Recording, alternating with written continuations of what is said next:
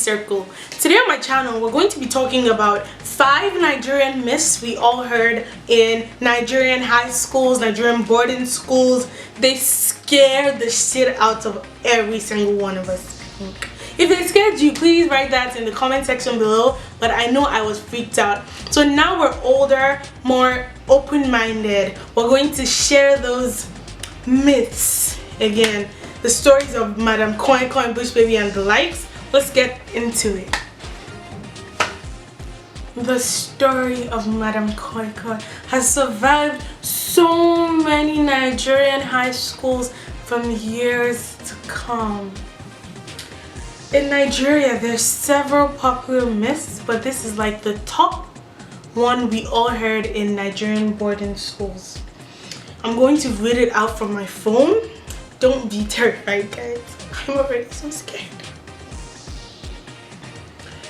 No one knows exactly when the story started, but the story of a ghost female teacher with red high heels has haunted boarding school students in Nigeria for decades. This is the legend of Madam Koi Koi. There are several stories, but this is the most popular one. Once upon a time, there was a beautiful teacher in a secondary school. She was known for her beauty and her red heels. Whenever she walked in the hallways, her shoes will make one sound. Koi, koi. Well, that's 2 sounds. What are they saying? It was also said she was very nasty to students and would beat them up for no given reason. You could say everyone hated her. Legend has it that she was fired when she slapped a female student and injured her ear. On her journey back home, Madam Koi Koi was involved in an accident and died. Before she died, she swore that she would have her revenge on the school and its students. Not too long after, students of the secondary school at night said they would hear a koi koi sound in the hallways of their dormitories after light out, almost like the clicking of heels on a door. Koi koi. Till today, this story persists. Oh well, let's get I'm done reading that. Okay, so guys, basically this teacher, this evil teacher, she's known as Madam Koi Koi. When I was in hostel for for just extension period, and I feel like this is the scariest thing I could think of, because I've been hearing this since I was in primary school. There was this evil teacher, Madam Koi Koi, that wore red heels, and then she used to haunt students, come into their dreams, and it's now I'm listening to it and just all sounds like BS. But then I was like, yo, this Madam Koi Koi shit is scary. Scary, but it's not that scary, guys. It's not that scary. I'm sure we've all heard about the bush baby this, bush baby that. Okay, I don't really know what the real story is. I don't think anyone knows, because everyone has their own version of the story. But what I remember is that apparently there's this baby that lives in the bush, and it's mainly it's more common in boarding schools that are in that are close to bushes, right? So some boarding schools have bushes surrounding them, so that's where it will be more common, right? I just said common. Am I Bobrisky?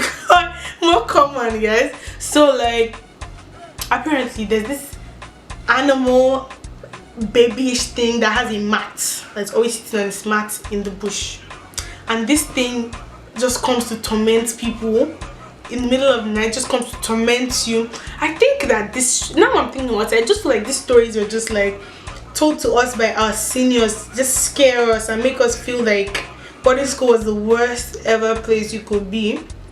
So apparently you hear this cry of a baby, right? It's the way a baby cries, and then if you make your mind follow the cry, slowly but surely you go deeper and deeper, and you are compelled to find the source of the cry.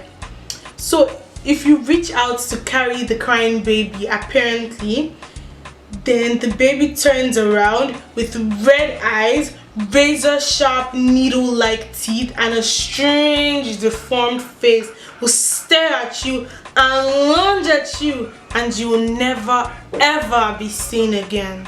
Guys, doesn't this sound absurd? Like, does it even sound normal? It doesn't sound normal to me, but I believed it growing up, and I'm sure you did too, so let's not pretend as if we're not all scared, you know. The next story is definitely not as popular as the Bush Baby and the Madame Koi Koi.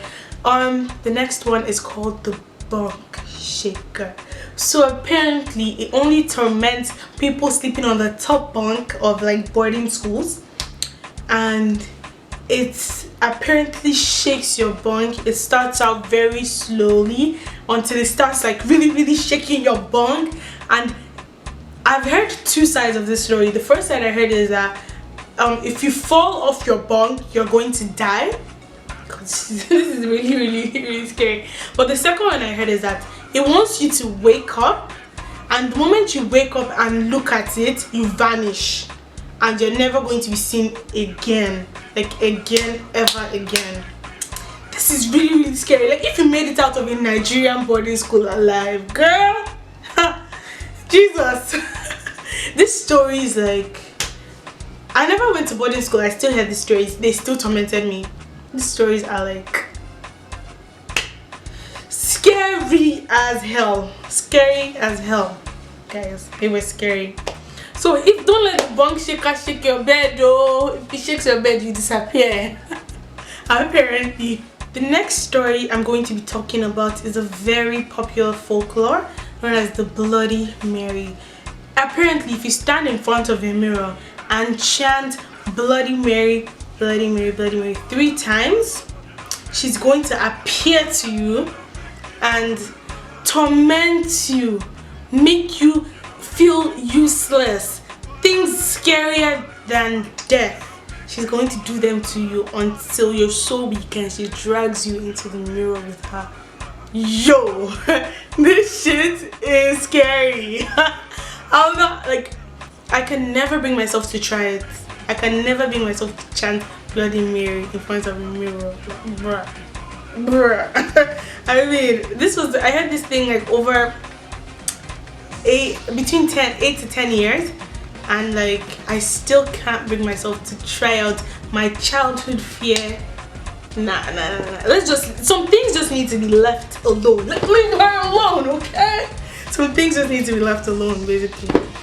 So the last childhood myth, like boarding school myth or high school myth that I'm going to talk about is the Nigerian versus India football match in World Cup. So apparently sometime in 1990s, I guess, there was a match between Nigeria and India, and this is supposedly supposed to be the reason why India has been banned from playing the World Cup. India doesn't play the World Cup, yeah, we know that, but what is the reason? So school teachers, uncles, aunties, parents, in fact, have told us this story about how India brought like juju and jazz and all these things to their game to play against Nigeria, right? And all their players, like their players or their keeper, would turn into a lion that only the Nigerian players could see. So people just run out of the field or run out of the post. They would not. So Nigeria was unable to score, and like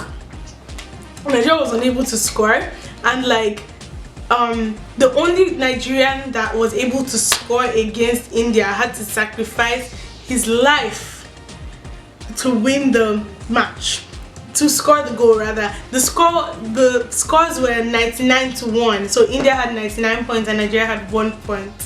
So the guy surrendered his life, and like he scored the ball into the post, even though like the keeper turned into a lion and everything. And apparently the ball used to turn into like a stone, like a big stone, so if they kick it, their leg will break or something like that. Oh my god, honestly, I believed this story for so long.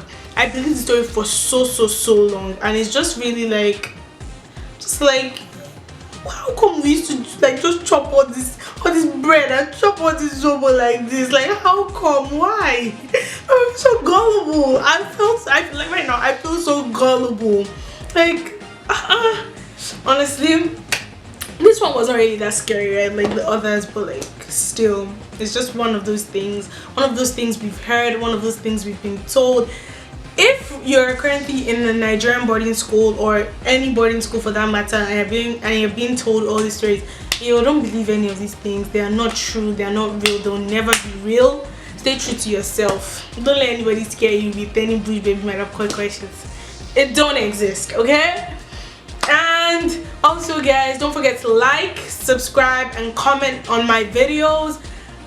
Like, I'll really appreciate it. Just help me get more and more subscribers. I'm sure we've all heard about the YouTube demonetization policy. I'm trying to hit 1,000 subscribers before the 20th of February, guys. Please help me. I love you guys so much. Bye.